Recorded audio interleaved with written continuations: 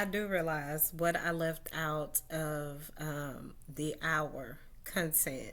I left out how I gave the example of an unbiased judge. I said that Judge McAfee was an example of an unbiased judge because he took time to look at the charges that Ms. Willis had against former President Donald Trump, and he eliminated what was not legal.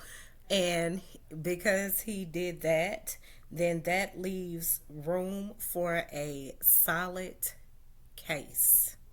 It leaves room so that no one would get injustice, and that's what I left out.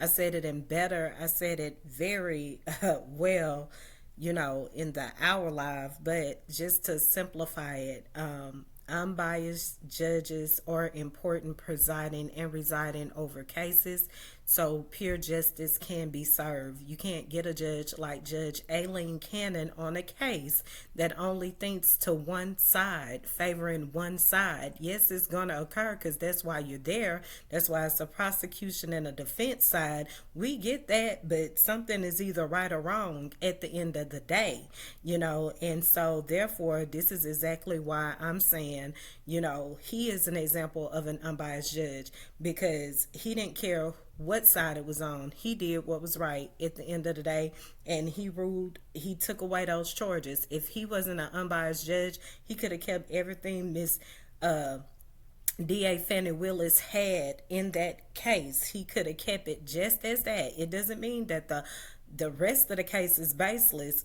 We don't know, well, we haven't heard everything. It just means that this part right here, that ain't gonna work for what you're trying to do. You got to revise that because it's breaking some legal, it's not legal, and I can't, and that's not right the way that this is worded and it's stated. And as I stated, that sometimes, you make mistakes, sometimes, you mess up. It doesn't define who you are or how valuable what you're working on or how valuable you are as a person. What it means is you messed up, and you should be accountable for where you messed up, and don't get in your feelings trying to clap back, but get in your feelings to make it even more solid.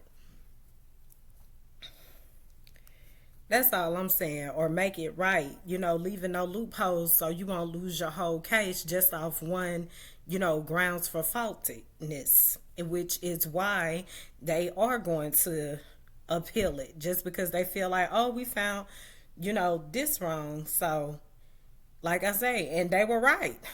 If they pointed it out, they were right. If Judge McAfee pointed it out, he was right. I don't know which one brought it to him, but at the end of the day, his judgment was pure and it wasn't truth because he don't have a favorite side as a judge.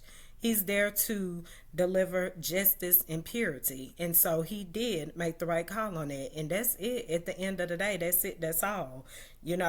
People are going to make anything into whatever at the end of the day. They're going to try to clap back even when you're telling the truth. But at the end of the day, the truth is the truth. And that's what a pure judge know at the end of the day. So they're supposed to do what's right for real justice at the end of the day.